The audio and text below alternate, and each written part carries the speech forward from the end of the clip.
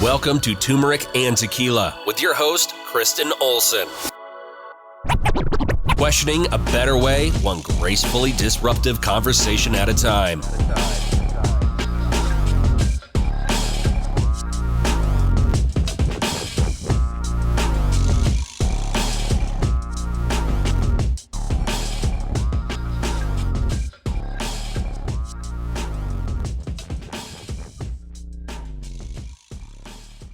Welcome to Turmeric and Tequila. I'm so excited to be here today. I have a connect, and if you know and listen to Turmeric and Tequila, these are my favorite. This is actually from my my Fit fam, my fellow CrossFitter. Shout out to Mark Leffling.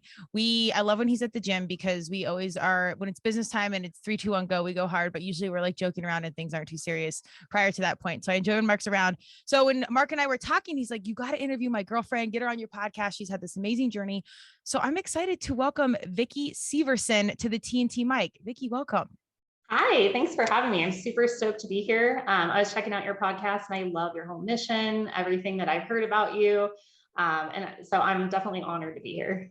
Thank you. I'm so excited. I know Mark gets the gym version, so it's good when it's positive feedback because you never know. It's early in the morning, you're barely showered. You're just kind of there and ready to sweat. So it's a different version of ourselves. So I'm glad those are positive reviews.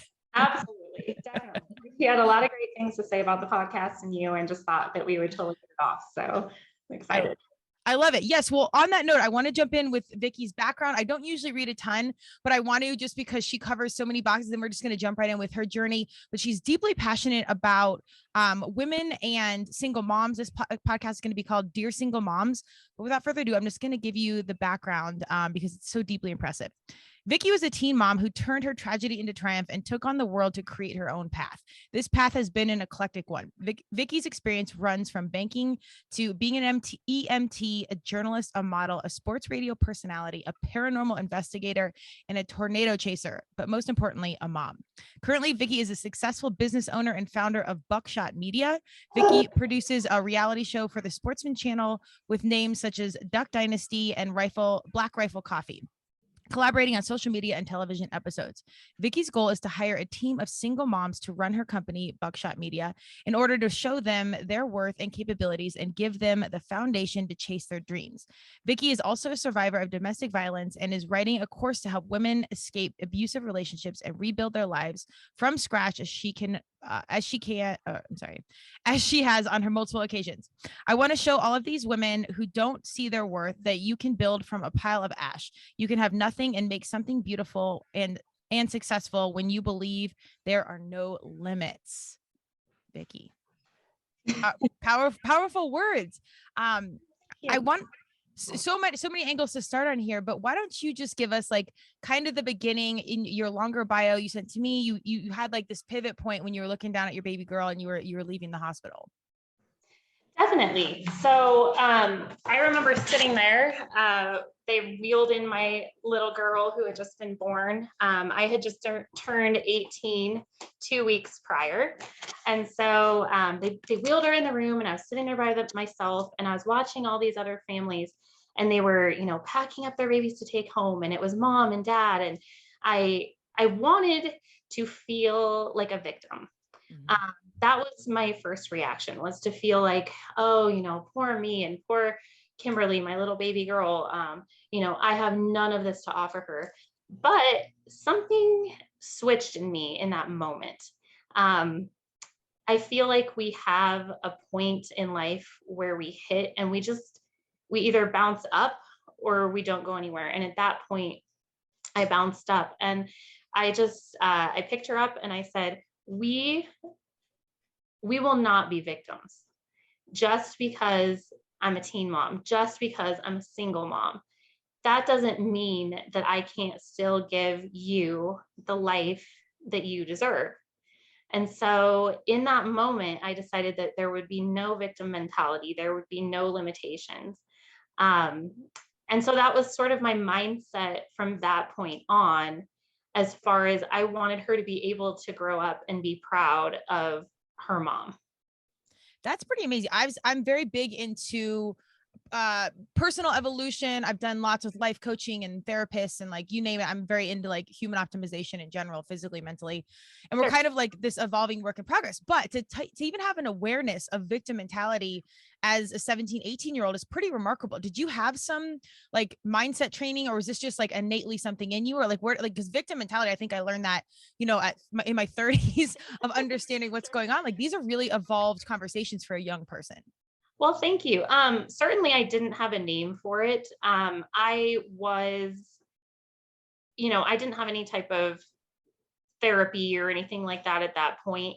I can't really tell you where it came from, other than I think just becoming a mother to me was the pivotal moment in my life. And so I would say prior to that, I did sort of maintain what I would call and put name to now as a victim mentality. And it was sort of like, oh, I'm not in the popular crowd, or I'm not this, or I'm not that. And I felt unworthy. And I remember being pregnant with her and I had to go sign up for welfare and standing in line. And I wouldn't look anyone in the eye. It was like I felt completely worthless. I could feel their stares. I could feel their judgment. But for some reason, having this new human life that I was responsible for completely just changed my mindset to be, if I'm a victim, she's a victim. And I think I realized I refuse for her to be a victim. So I think that's where it switched. I just didn't have a name for it at the time, other than like, let's do this, Yeah. It's so funny. I love, so much of like my research and experience and training has leaned back into like my young self. Like I think most people are their core values, their innate being is how they are as little kids. So you Right. must have had a very resilient spirit early on. And then you were kind of fast forward and shoved into these very like adult decisions, but intuitively, I think you can even look back and see this theme in your life where there's a problem at hand or there's an opportunity, however your mindset views it, and then you just take it on and you step through that. And I think that's the most important piece, I think, not only for single moms to hear, but anyone, that regardless of what's in front of you, you have to kind of step through the gates and just approach it the best way you can and see what happens. Absolutely. I think that challenges or, even things that we go through in our lives that may be traumatic, they can either shape us into a person who can bring their A game, or they can completely tear us down. And we have that choice. Everybody has that choice. And certainly growing up my parents were teenagers as well, so we kind of grew up together. And I feel like sort of having to come through and always be okay, rather than being detrimental. I kind of value that, because I think that is part of the core of who I am now, and how I was able to take situations that could have completely destroyed me and just say, I don't have a choice. Like, I refuse to be taken down. That's so well said. And what's funny is, so I'm the oldest. I have three younger brothers. And relatively like typical childhood-ish, there's always look a certain way, but they're always usually different behind closed doors. Right. But for the most part, pretty like suburban, regular-ish. Parents divorced, but they were young as well. I think my mom was 23 when she had me, my dad 25. I can't believe I'm alive if you knew them. I love them, but like miracles happen. They're wild animals as well. So that's definitely in the bloodstream. But I think when you are, like you said, like you're a younger mom or you have younger parents, like there's so much, especially, 20, 30 years ago, there's so much like people didn't know. And like, there's not access to like a lot of like parental coaching or guidebooks. And there's not really even now, but it's so much of this figure it out mentality. And now I don't think our kids have that as much, because as parents or as leaders or whatever, I don't have kids, I have 3 dogs. There's more access to information, but they have different problems. There's close to social media, there's different issues. And so Thank you for joining Turmeric and Tequila with your host, Kristen Olson. Tune in next time, and don't forget to subscribe on Apple, Google Podcasts, Spotify, or wherever you listen. There was not social media back then, because I feel like the comparisons that are made these days, it probably would have kept me, or at least slowed me down in my journey for sure. But the main thing I want, the message that I want to get across to single moms is, we can break the stigma. It doesn't have to be something here is broken. So I think a lot of people look at, well, I'm a single mom, and so that means that my life is broken, and that means that my situation is broken and something's missing. And certainly, it would be easier to not be a single mom, but in certain situations, I feel like I'm a much more well-rounded person now that I understand both sides. I was married for 15 years. I was also a teen mom. I've been an adult single mom. So I just want them to understand that there is no limits, and they are not broken, and their family is not broken, and that they can still be fulfilled, and so can their children and their lives in the same way that it would if they had a partner. Mm-hmm. Take us through, because your words are so poignant. I think I'm so faithful in this podcast. It's 2 people listening or 10 million. It's hitting the right people that need to hear exactly what my guests are saying.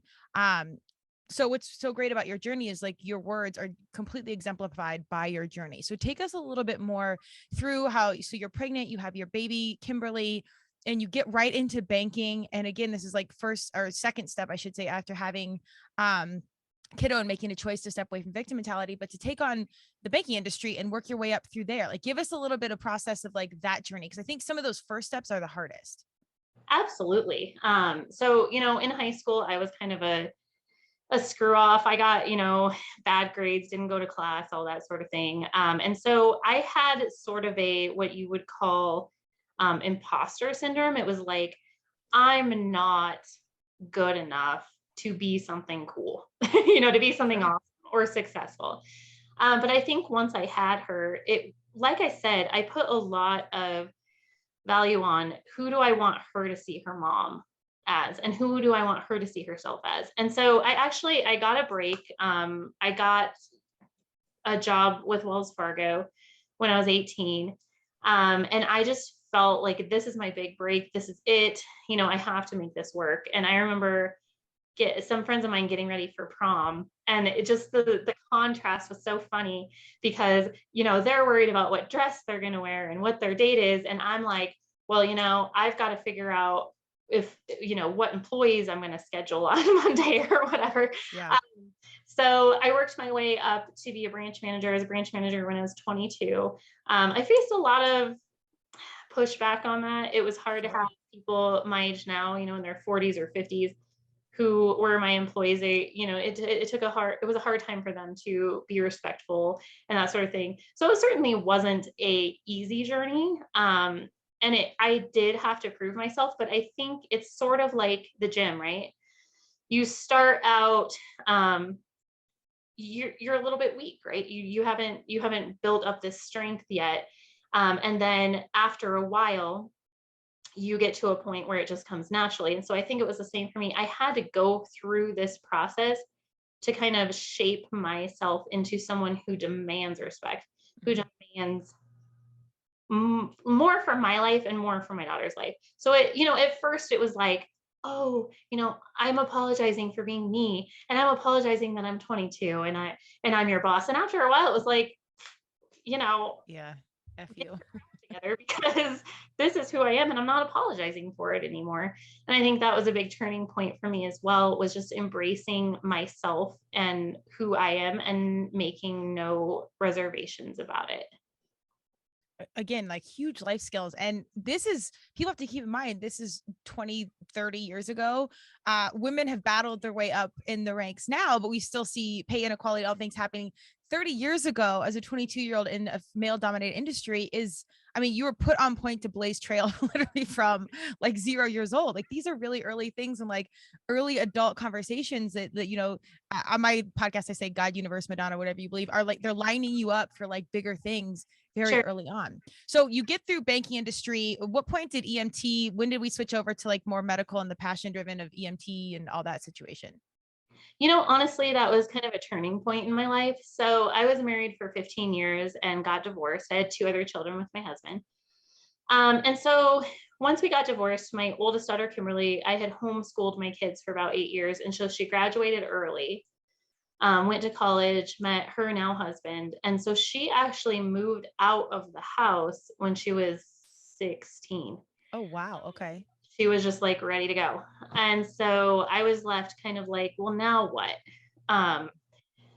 Being a mom has been my whole life, and now it's me and my 2 kids. I'm getting divorced. I was terrified because I didn't know how I was going to provide for myself. I forgot how, you know what I mean? I felt like I forgot how.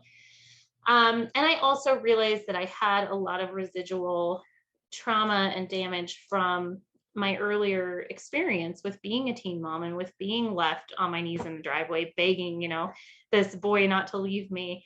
And so a lot of that kind of got stirred up during that time. I had to do a lot of soul searching. And so I got into EMT because it was the only time when I felt that the only thing that mattered was that moment. So I could kind of shut my brain down. And just a quick side note. So in the meantime here, I had done a lot of modeling and things like that. And, modeling is great, but it's also not great for the ego. Yeah. And so I had sort of started to base my worth upon how I looked and how I was perceived. But when I was an EMT and I was there and somebody needed me and it was a literal life or death situation, they don't care what I look like. My worth to them is that I'm there for them in their worst moment. So it's really more of a healing process for me. There's a quote that a lot of people say in EMT, and it says, I didn't become an EMT, so that people would respect me. I became an EMT because I realized that I was bleeding, and the only way to stop the bleeding was to stop someone else's. And that really resonated with me. So I think that was a step in my life that I had to take in order to kind of come away from those old thinking patterns and realize that there's so much more inside of this shell than a smile or a pretty picture or a good mom or all of the images that I had made of myself that were now destroyed. I wasn't a suburban housewife. I wasn't married. My family was, as I thought at the time, broken. I was broken, but none of that was true. I just had to kind of go through this process in order to discover that. That's really powerful. And I think that people can hear that and understand that healing can help from healing others. And Sure. Even if you don't have access to like really intense formal therapy, or maybe your mindset's not even there yet, kind of just following your gut and your intuition and listening, like the path will kind of lead you to a space. If you choose to heal or you choose to want to get better in some capacity, it's amazing how you can heal in very different ways. And, opportunities will present itself. I still applaud your mindset because these are, again, really hard things to lean into when, especially when like old wounds when you're really young kind of become reopen, to navigate that and find a way and then see it as healing. How long were you an EMT for? For about 2 years. So I did a little bit of, it was mostly 911, working on the ambulance. I worked with Aurora Fire, and then I went out, the kids and I went on an adventure, and we moved out to Brush, Colorado, into this little farmhouse and decided to try the country life. And so I worked rural EMS at that point. Oh, wow. Okay. I think I kind of came into my own, and kind of owned that whole thing. So yeah, about 2 years, and I'd still be doing it, other than the fact that unfortunately it's not financially very lucrative. So I had to make some tough decisions, but I still feel that was a big turning point for me in understanding myself a lot better. Absolutely. And I love the 180 from modeling, which is a brutal industry. I always tell my kiddos, like, you got to follow your heart, but man, anything like acting, Hollywood, modeling, and now it's social media, and I'm marketing branding. I literally started this podcast to disrupt some of the messages that aren't true, and highlight like our real life influencers like you, because the industry and the mindset is so all consuming. So I love that you had that awareness to go from literally where an industry does put value to how you look. I mean, that's literally what it is, to right. Now it's a skill set and you're actually doing something, I hate to say it, that truthfully matters, saving lives and showing up for people that when you need the most. So I think that's really deeply relevant in today's day and age, because social media is like, you're constantly comparing yourself to models. And the brutal part now is it's not even models. These are not real humans. It's all filtered and edited, and it's a whole different level. Absolutely. I do want to hear a little bit more about this farm life. I eventually want to have like land far away so my dogs mostly can run like wild animals free and just like have space to get away. But tell me what you learned about like just being away and the tornado chasing, the paranormal. Like, let's get into all these fun details. Oh, for sure. Yeah. So like I said, that was kind of part of when life was changing for me. And I was like, what's next? And it just kind of got into my head. I drove through brush one day and I was like, you know what? I think I want to live here. So I don't know if I'd recommend this, but what I honestly did was found a house, signed up for a house. I didn't even know where I was going to work. I had zero plan. It was just like, all right, pack up 2 weeks. We're moving to the country. Let's go. I went and bought a truck because I was like, all right, I got a truck. I'm going to live on a dirt road. And the kids and I just packed up and went. We went from, suburbia to the middle of nowhere. We lived in a cornfield. I had no one around me. The grocery store was 20 minutes away. Wow. And I was a very sheltered housewife for many years. So I went from like, I don't take out the trash to, oh, there's a 2-foot snowdrift. I'm going to freaking handle this. And we got this. So yeah, I moved out there, started working for the ambulance service out there. And like I had kind of told you, I just wasn't making enough money. And so I was walking down the street one day with the kids and I saw the newspaper and I thought, I've always been a writer, I've been in writing groups and things. And so I walked in just like, I just had this feeling and I was like, I'm going to write here. And I said, hey, are you hiring a journalist?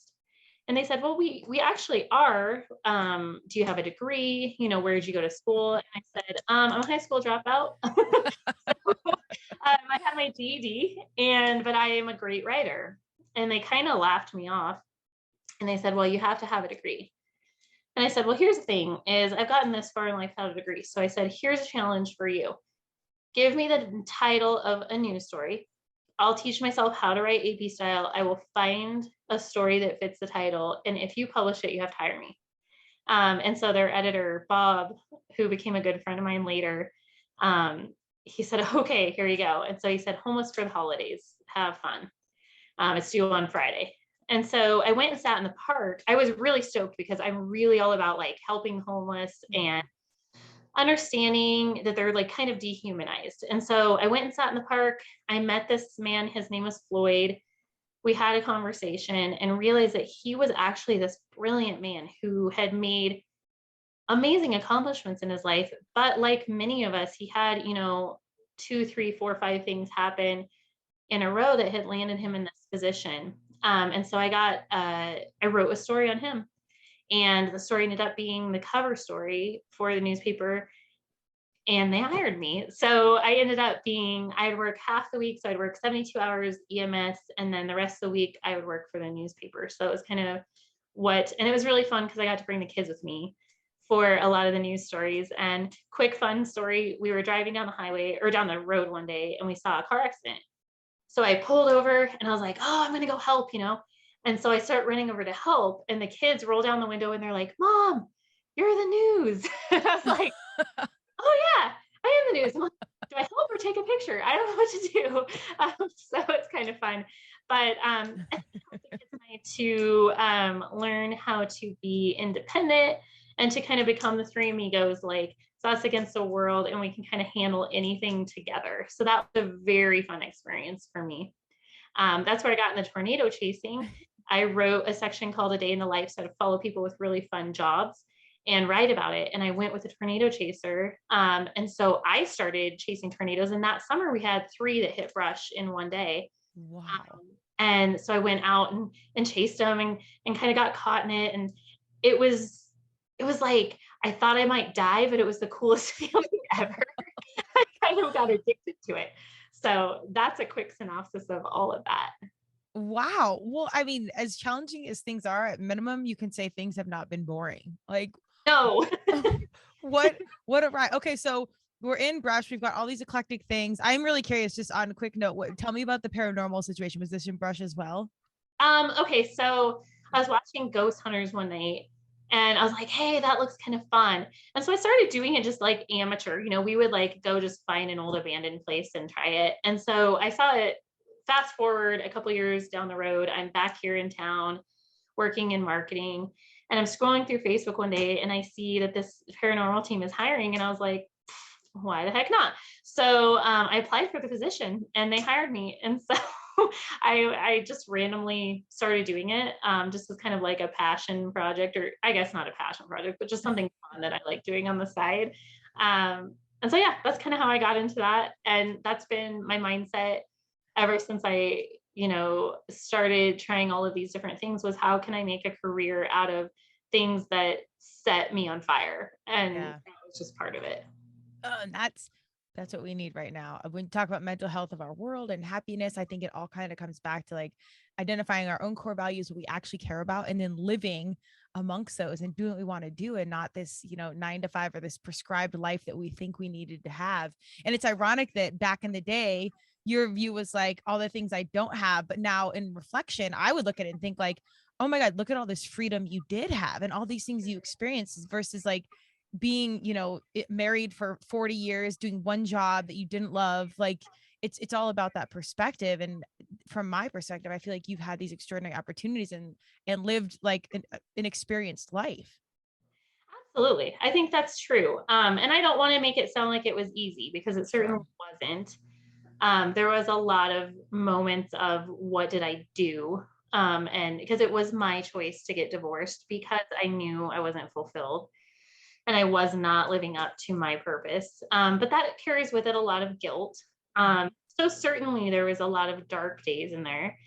I experienced an abusive relationship in that time, extremely abusive. And so, it was certainly a struggle, but it's just finding the healing and finding how you can turn something bad into a stepping stone rather than, be taken over by it. Yeah. So I think that's the lesson in all of it. Do you have good words of advice for someone that's maybe listening and they're like in it right now and they don't know? Because that step in changing a situation, I think, especially with kiddos, has got to be really, really hard. Again, I don't have children, but I can't imagine being in that situation where you're not making a choice just for one person, but for multiple people that you're responsible for. Do you have like any good words of advice to someone that maybe that's in it, that knows that they need to pivot, but just aren't sure how to do that first step? Sure. Well, all of us have certainly been there at one time or another in one capacity or another. I think the main thing is to look at your limitations, and I even wrote them down. I wrote down almost like I wrote a square, like this is the box that I'm in. And these are the things that I believe that are keeping me here. And then really looking at what of those things really are a limitation and what of those things am I just afraid of? Because, like they say, everything we want is on the other side of fear. Nothing that we want is going to come easily. And so looking at those things and figuring out, first of all, what of these limitations can I change? And then doing it. So that's the main thing that I think people get stuck in, is one day I'm going to do this. Someday when I'm ready, I'm going to tackle this, or I'm going to make this change, but you're never going to be ready. So you either do it in fear and conquer it, or you stay where you're at. But the thing that stops most people, I think, is that they feel like they just have this infinite amount of time. Yeah. It's like, I'll do it tomorrow, but there might not be tomorrow. So I think when you get that in your head and you realize this is not a practice, this is not a trial run, this is my one life to live, and either I'm going to live it to the absolute max capacity, or I'm going to die trying. Those are the two options that we have. And thirdly, just believing, taking all of your limiting beliefs about yourself and challenging them. So I believed that I was unworthy and less than. So I purposely put myself in a position where I was the boss, right? Because I can't believe I'm unworthy and have to be in charge. And so I put myself into situations that completely go against my beliefs so that I have to overcome them. So that's another thing that you can try if you're up for the challenge, and you are, whether you believe it or not. Boom. Oh man, so well said. And I love the practice or the exercise of writing your limiting beliefs, like, but literally putting them in a box. I think that's really powerful. I'll actually probably practice that and see, because I think that's approachable to anything. And as we get older, you do get more set in your ways and things, like if it's comfortable or not, you get so in routine and the same friends. It's not like how you are with kiddos. You like try and fail and fall off the tire swing and get up. Like we have to consciously like have this disruption pattern as we get older, because we do get set into our own spaces. And whenever I'm, formally or informally coaching, I kind of like what you said, when people get so wrapped up in the resume or my experience or what I graduate from, blah, blah, blah. I'm like, write down a list of everything that you've done. And like, and I think when people look at that, they're like, oh shit, I've done so much. Like, absolutely. I love that. That's a brilliant idea. Well, it's things you wouldn't put on like LinkedIn, but then you look at it, it's like, if I was hiring someone, I saw like some of my people's lists, I'm like, somehow include all this, because this is like really deep life stuff. For sure. I was thinking about that actually before I came on the podcast, because Mark was like, hey, you got to come on Kristen's podcast. You guys are going to be awesome, blah, blah, blah. And I immediately, when I'm asked to do something like this, and I'm going to be really transparent, I'm like, why me? Like, why the heck does she want to talk to me? That's for, I don't get it. She's like this, strong woman, this like CrossFit lady. She's got her podcast. She's like this badass. Like, what does she want with me?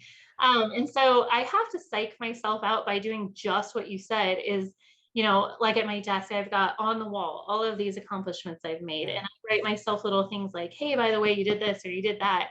But I think that that's something we all have to overcome. And the way that we view ourselves, we have to realize isn't necessarily the way that other people view us. So even to be on this podcast, I had to kind of psych myself out like, all right, Vicki, you're pretty cool. Yeah. Just like, just own it. And so here we are. Yes. Well, I'm really glad you shared that, because on the flip side, even when I was starting this out, I'm like, who the F is going to listen to it? What is Turmeric and Tequila? Like, I just felt called. And I say this for you and all my future guests and to all my past guests. I started this because in marketing and branding, and this, you see so much smoke and mirrors, and you see a lot of people with a lot of notoriety, maybe that don't really have that important of things to say, but because of the way they look or because of the people they know, they're launched into this. And my mission isn't to like bring those people or those situations down. It's to highlight the ones that are doing it, that are living it, that are, I say influencers IRL, in real life, that are really living extraordinary lives. They just don't seek this influencer spotlight. But on the flip side, if all of our kiddos are consuming reality through their cell phones, someone has to shine the light on like really varsity humans doing varsity shit, because that's what's real and that's what's going on. So I have the same fears as a host. I'm like, who the F's gonna listen? So I like that you just share that, because like this constant mindset of like not being enough when new situations approach impacts all of us. I mean, it's never not there. Absolutely. Yeah, definitely. And I think that that's why we need to surround ourselves with people who have an overcoming mindset, and put ourselves in positions to meet those people, even if it's uncomfortable, because that's going to be your cheerleaders. Those are going to be the people that hold you up.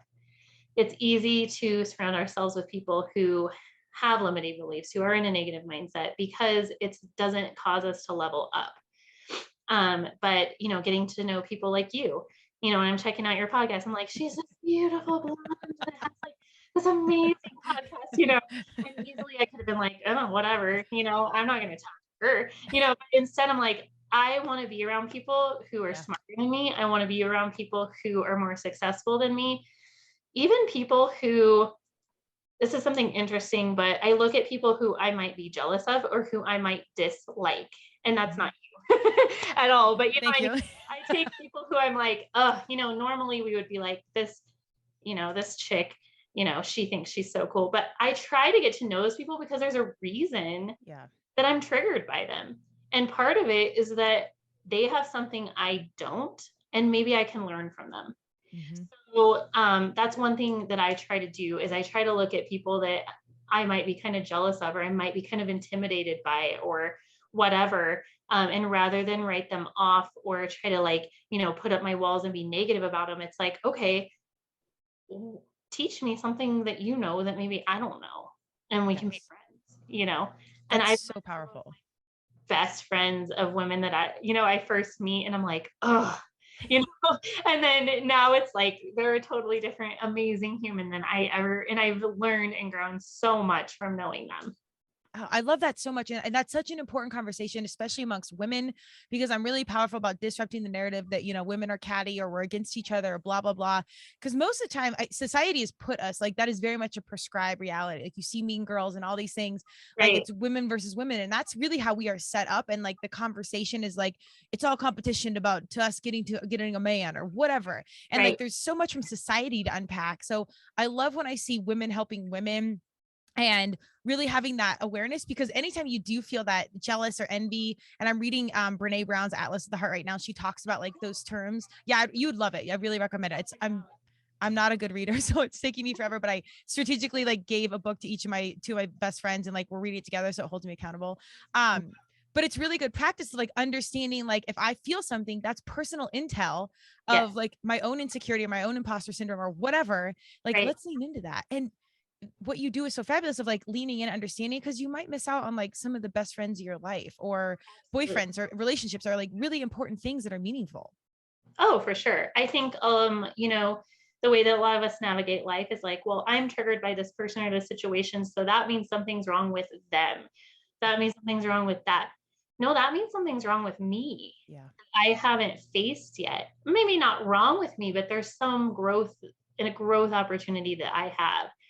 And I even look at that a lot in my relationship. Mark and I are both fiery people. We're both intense. We're passionate. And so it would be easy to let that be a problem. But, we've helped each other so much to grow just in recognizing that, and in recognizing that when somebody makes me feel insecure, they can't make me feel anyway. Right. I'm feeling insecure because I need to do some more work. And we all have continual work to do for our whole lives. But, the stronger the people are in your lives and the more we can build kind of a village around ourselves that we all need, then the better off we'll be. And that takes an open heart and that takes courage. Absolutely. I think a lot of us have a lot more courage than we would like to admit. If we would just take our egos down a couple notches and just say, I'm gonna be open to situations and people. I agree. And that's hard because again, we're in society, like we don't really, you can kind of grow up, get a job, stay in your house, do your routine, and you don't really have to have courage to do very much. So then the smallest things become big things. Yes. So I love your mindset of like this constant improvement, constant calling yourself out. And I think even the takeaway there is just having grace in that, like we're constantly learning, like you're constantly not going to be good at something or not know everything or not be the best in the room. It's just about getting around people that are better than you. And that's one of my big things in life is like, whoever you are around will be you. Doesn't matter how grounded you are. I can look down like the big breakdowns in my life. And when I was like at my lowest and I'm like, I look at my environment, I'm like, well, of course I was like that. Like, look who you were around, what you were doing, like how against my core values it was. So it's like this constant like self-assessment. Oh, for sure. Definitely. Well, so now that we've done all this, and even if you've done the work of self-assessment, I feel like you are very like have this deep self-awareness even as a young person. So it's within you. So I love to see you on camera, out there, like on podcasts, like in this social media world where people can see and hear you in some capacity, even through your like creative projects. Because I think it's really important that people like you are out there in front of and on like the camera and through like our cell phones again. So it's reaching everybody and in particular our young people. But tell me about Buckshot Media, like everything, all the success that's right now. I see some of the TikTok, which I was laughing with Mark. I'm like, I got to lean into TikTok. I just came for this podcast conference and like videos, everything. And I'm like, God damn it. One more social media thing I have to do. But I actually kind of like the video and it's so casual, but your guys are pretty varsity. So tell me about the company and everything that's going on now.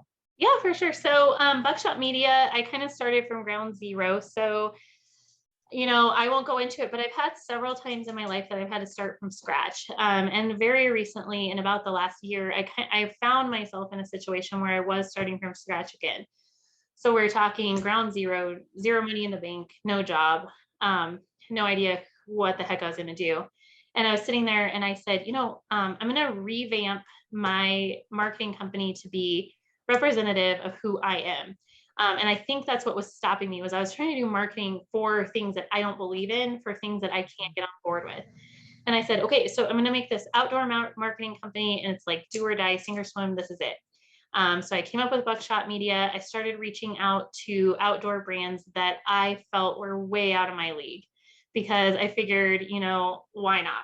And so I reached out to Rugged Legacy, which is a large apparel brand. I reached out to their CEO, and I kind of did the same thing I had done with the newspaper. And I just said, hey, these are some of the things I've done.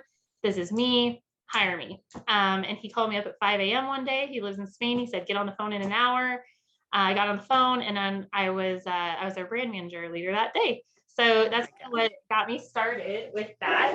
And that's what got me started. We worked with some other big names like Duck Dynasty. We're just starting to collaborate with some other people, Black Rifle Coffee. We're in talks with Meat Eater and different things like that. So, but the main premise of Buckshot Media is, one, live your dream, live your passion, have the courage to do it. And two, my staff and the people that I hire are single moms, and that is my goal. I bring in a lot of single moms for events and things, and I have to push them.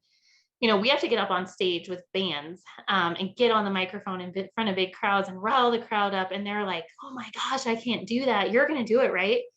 I'm just going to be in the background. And no, honey, you're not. You're going to be right up here with me. And they hate me for it. But then they start to realize that they are worthy and they can do scary things, and they have more courage than they think. And so that's my goal with Buckshot Media, is to hire single moms, teach them skills where they can be self-employed if they want, teach them things like how to interact with different groups of people, all of those sort of skills that we need in life. And then, of course, teach them skills in the outdoors, because, fending for yourself or facing your fears. And that's something coming down the pipeline we're kind of talking about. I won't give away too much about it, but we're chatting about a possible upcoming show. As you know, Mark and I work on reality shows. We're working on a show possibly coming up that may be titled Buckshot Beauties. Yes. Okay. The premise is going to be, I want to bring single moms on this show. I'm terrified to climb a 14er. Well, girlfriend, get in, because that's exactly what we're going to do today. And let's do this. So that's some of the exciting things coming up with Buckshot Media. I love all this. And for anyone listening, single moms especially, but everybody, I think it's a really critical pivot point. I'm actually kind of in this as well. And it's funny because my podcasts are here for our young people, but every time I sit down with someone, it's like some healing experience for me. So it's not intentional, but it just lines up that way. But the switching of the mindset and of doing what you actually love, and representing who you actually are, I think is a pivot point for most people as we get older. Like, I was doing all this marketing, branding stuff, and I'm just now falling back in love with fitness and the core of my soul. That's the love of my life. I have to do this conversation with Tom Brady, has this model wife and millions at home, and all he wants to do is play football. I feel like if opportunity, and we're totally the same, clearly, minus the millions and the models, but my fitness and my heart has always been there, but I'm just now getting back to it. So I think that's a major takeaway that you said, doing something that actually represents who you are, that's the gold. I think universe will keep blocking you and keep you kind of penniless and off out of alignment until you really cling hold to what do I actually give a shit about, what I represent, and start doing something around that. Oh yeah, for sure. For sure. Nothing worked out for me when I was trying to be someone that I wasn't. Yeah. And so, yeah. And also, just believing sometimes I make decisions and I'll do something that people think is nuts. Oh yeah, I went and signed up for this house out in the country. And it's what are you doing? Well, sometimes we just have to do something to push us to be the person that can have that. You know what I mean? So I'm going to be a business owner. Am I ready? No, but I'm going to just do it, because then I have no choice but to level up. And I noticed that in you, just the first time I talked with you over the phone. I'm this girl knows who the heck she is, and she's doing what she wants to do. And I can feel it. I know you're passionate about this, and that comes across, and so just when you come into that ownership, your energy just attracts more and more of like-minded people. Yes.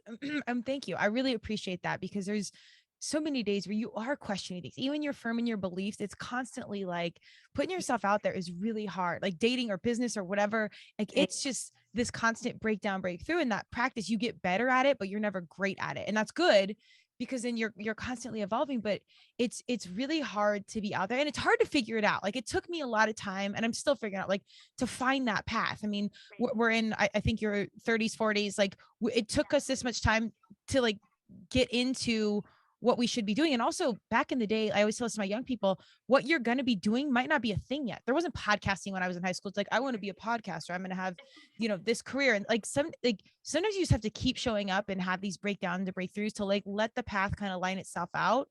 Yeah. And it puts you in a point. So you kind of have to let go and just surrender to the process, which is really effing hard.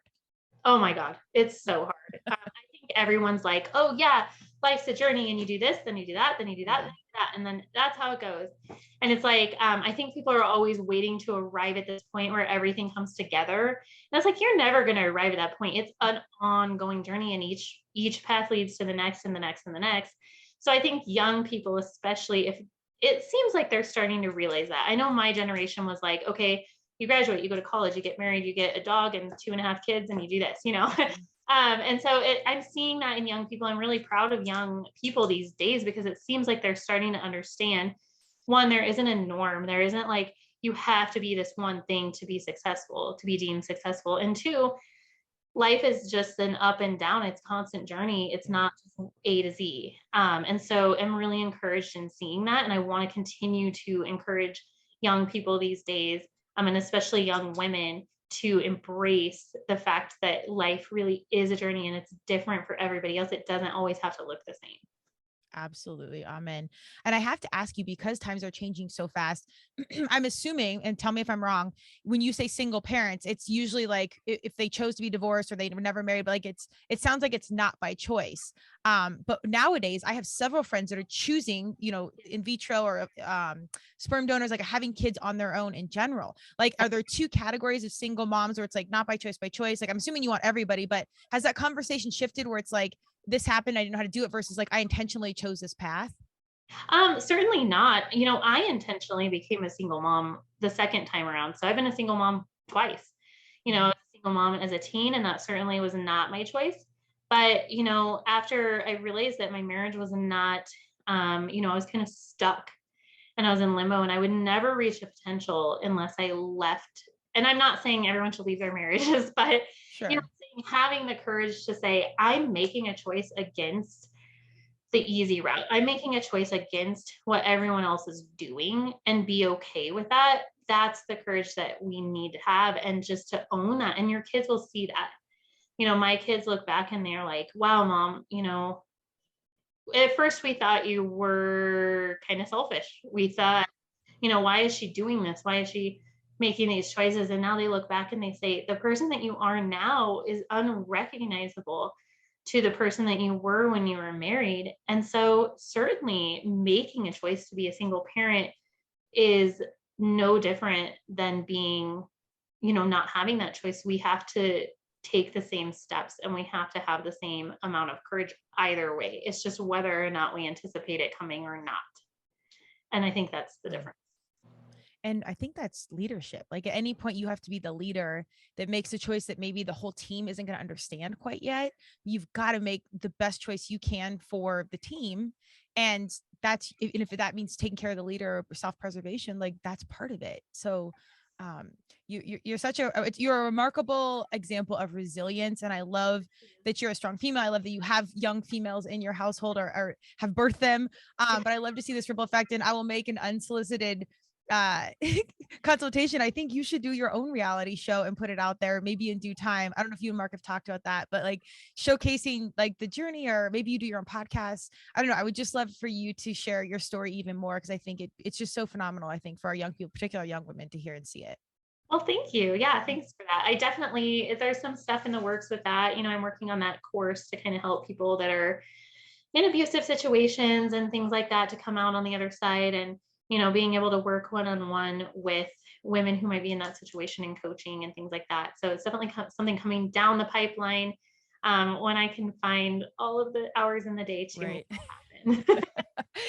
That's a whole other podcast, but it's real to like prioritize and get out there. But I'm so glad to see that opportunities coming in and that you're right on time for society. Like it's like the doors more open as has ever been. There's of course, still some barriers to be broken down and some glass ceilings to break.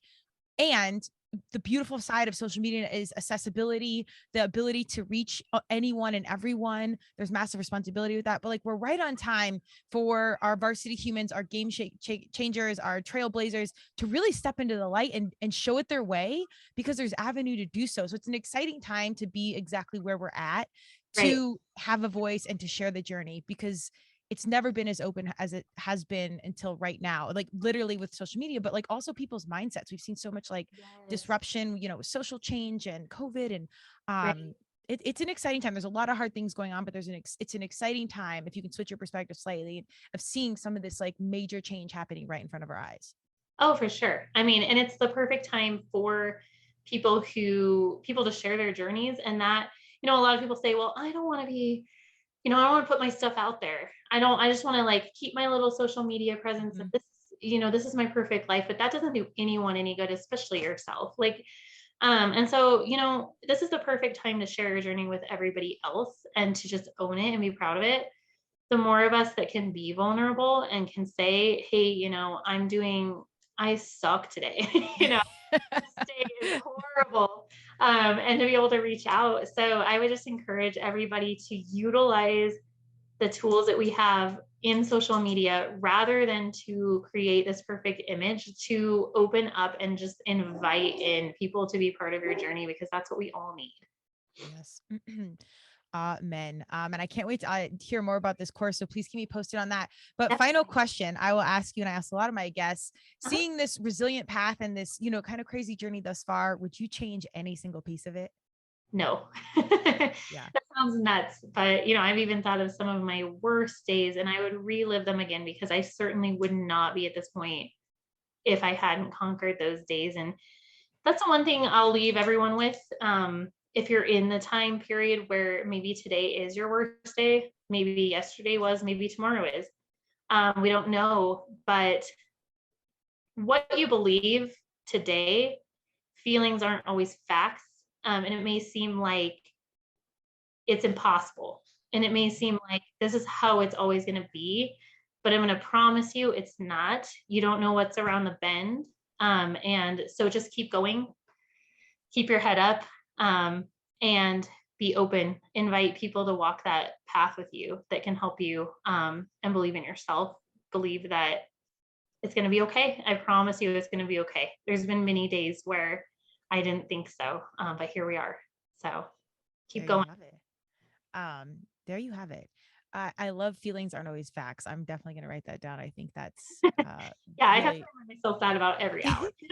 yeah, I know. Oh no, there's no like you said, the high low days, like it's very real all the time, and there's very humble moments, I think, that continue to keep us grounded.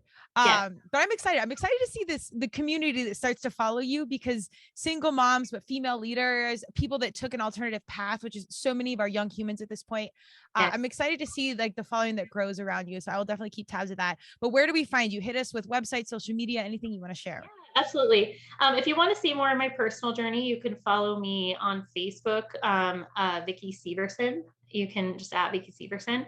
And you can also follow Buckshot Media on either Facebook or Instagram. I'm very open. I'm very personal. You're going to get to hear the good, the bad, and the ugly. And I would love to interact with you guys on a daily basis and just kind of keep each other accountable and encouraged. Boom.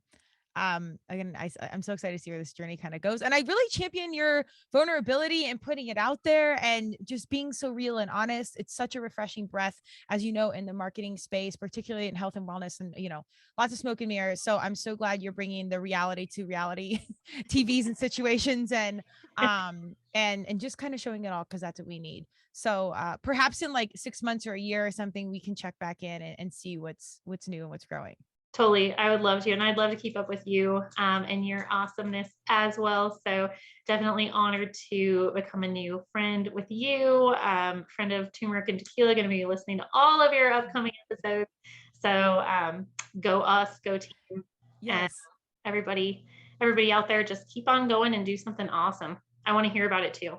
So reach out, check out what Vicky's has going on. Vicki, I appreciate your time and energy, and let's chat again soon. Absolutely.